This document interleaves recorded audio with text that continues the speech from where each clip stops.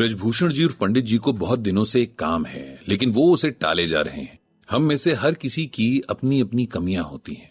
कहावत भी है कि भगवान किसी को भी परफेक्ट नहीं बनाते। पंडित जी की भी एक कमी है कि जहां मामला रुपए पैसे का हो, उस काम से दूर रहना ही पसंद करते हैं। हालांकि वो अच्छी तरह जानते हैं कि बिना पैसे के इस दुनिया का कोई भी काम नहीं हो सकता, लेकिन बात फिर भी वहीं आ जाती है कि कमियां तो हर किसी में होती हैं। पंडित जी ने हमेशा जॉब की और सैलरी लाकर सरला जी को थमा दी। उनके जॉब के शुरुआती दिनों में तो बैंक अकाउंट भी सबके पास नहीं होता था। कैश में सैलरी मिलती थी, इतनी ही होती थी कि जरूरतें निपट जाएं। उस सैलरी में भी अगर कोई थोड़ा बहुत सेव कर ले तो ये उसकी स्किल्स का कमाल था। सरला जी के पास भी ऐसी ही स्किल्स थीं। पता नहीं कैसे, लेकिन थोड़ी बहुत सेविंग हमेशा कर लेती थीं। पंडित जी हमेशा इस सबसे बेफिक्र रहे। जिंदगी भर थोड़ा है थोड़े की जरूरत वाले कॉन्सेप्ट पर चलते रहे। लाइफ पार्टनर के रूप में सरला जी साथ थीं, जो इसी सोच पर चलती थीं, तो कभी भी कोई बड़ी परेशानी नहीं हुई। पंडित जी को याद भी नहीं आता कि कभी सरला जी ने उनसे महंगे कपड़े या ज्वेलरी की डिमांड भी की हो। पंडित जी के फ्रेंड्स और कलीग्स अक्सर ऑफिस से एडवांस में सैलरी मांगते थे या कभी ऑफिस से लोन ले लिया करते थे, कभी आपस में ही एक दूसरे से उधार ले लिया करते थे। लेकिन पंडित जी के पास कभी ऐसी नौबत नहीं आई। उन दोनों की समझदारी ने उन्हें हमेशा ऐसी सिचुएशन से बचा लिया जहां किसी के आगे हाथ फैलाने पड़े। बैंक अकाउंट जब खोलने की मजबूरी आई, तब भी पंडित जी ने जॉइंट अकाउंट ही खुलवाया ताकि उन्हें कम से कम बैंक के काम करने पड़े और मैक्सिमम काम सरला जी ही संभाल लें। अब तक तो सब चलता रहा, लेकिन अब जो काम आ पड़ा है वो बिना पंडित जी के नहीं होगा और उसमें बहुत सारे रुपए पैसे का लेन देन भी जुड़ा है। पिछले कई सालों से पंडित जी से टाले जा रहे थे, लेकिन अब ये काम करना उनकी मजबूरी बन गया है, क्योंकि ये सिर्फ उनका काम नहीं है, उससे उनकी फैमिली, उनके बड़े भाई सूर्यभूषण जी भी जुड़े हुए हैं। एक्चुअली पंडित जी की पुश्तैनी टाउन में उनके फादर के नाम की कुछ जमीनें और पुराना घर था। ये सब जमीनें अब गवर्नमेंट द्वारा बनाए जा रहे हाईवे के बीच में आ रही थी।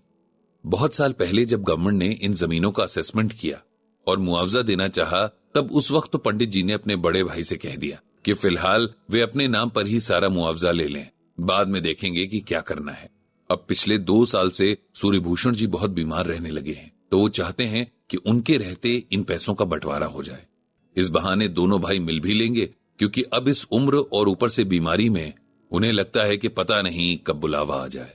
पंडित जी खुद और सरला जी समेत उनके दोनों बेटे भी बिल्कुल पैसे के लालची नहीं हैं। उन्होंने सूर्यभूषण जी से भी कह दिया था कि कोई बात नहीं, आप ये पैसे खुद ही रख लीजिए, लेकिन सूर्यभूषण जी भी उसूलों के पक्के हैं।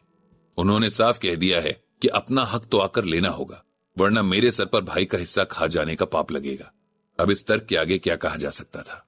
बहुत सोच विचार करके तय हुआ कि पंडित जी और सरला जी यहां से जाएंगे और उनके दोनों बेटे डायरेक्टली सूर्यभूषण जी के पास जाएंगे।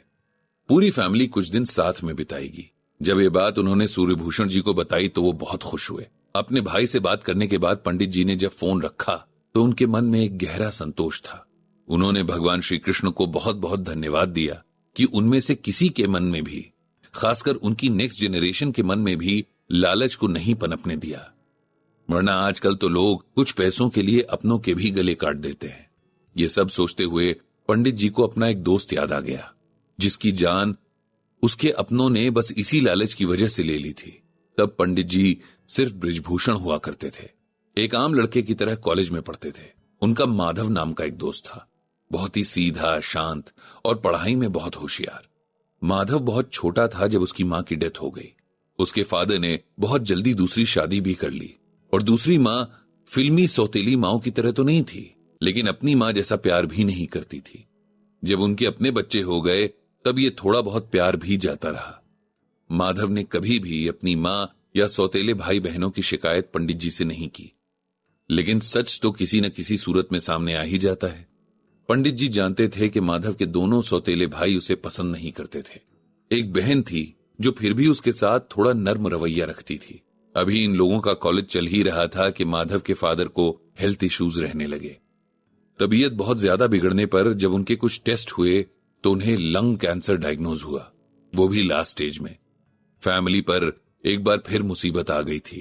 माधव के फादर का ट्रांसपोर्ट का बिजनेस था जो बहुत अच्छा चलता था, साथ ही उनकी बहुत सारी पुश्तैनी जमीन भी थी। उनके फादर को डॉक्टर साफ साफ बता चुके थे कि उनके पास गिने चुने दिन बचे हैं। इसीलिए उन्होंने अपनी सारी प्रॉपर्टी और बिजनेस को अपने तीनों बेटों में बराबर बांटने का फैसला कर लिया। माधव की मां समेत उसके दोनों भाइयों को उसके फादर के इस डिसीजन से सख्त प्रॉब्लम थी। वे कभी नहीं चाहते थे कि माधव को भी इतना अच्छा खासा हिस्सा मिले।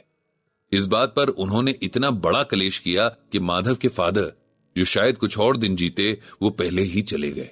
अब उसके दोनों भाई उसे प्रेशराइज करने लगे कि वो राइटिंग में दे दे कि उसे खानदानी प्रॉपर्टी में से कुछ नहीं चाहिए।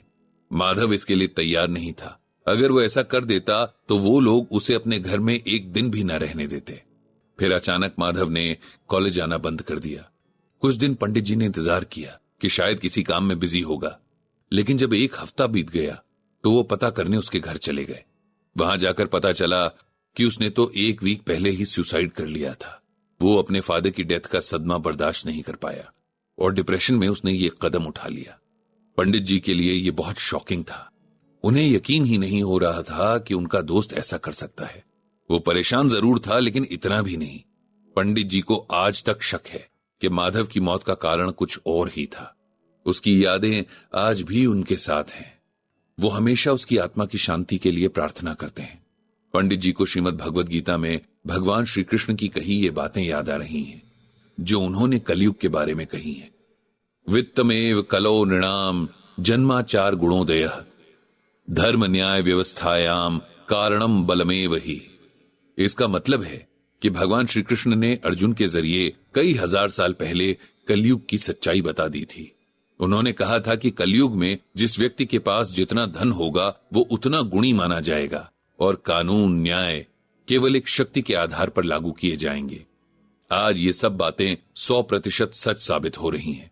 पैसे के लिए लोग रिश्ते नातों से लेकर अपने ईमान तक को ताक पर रख देते हैं, और वो इसलिए क्योंकि पैसे से पावर आती है। लोग भूल चुके हैं कि पैसा उन्हें बाहरी खुशियां तो दे सकता है, लेकिन उनकी आत्मा को भी मैला कर सकता है। पैसा अपने साथ तमाम बुराइयां लेकर आता है, जिनसे बचना बहुत कम लोगों के वश में होता है। आज दुनिया की तमाम बुराइयों के पीछे यही पैसा और इसका लालच है, और इंसान सब जानते हुए भी बस इसके पीछे भागे जा रहा है। पंडित जी ने भगवान श्री कृष्ण से सभी को सद्बुद्धि देने की प्रार्थना की।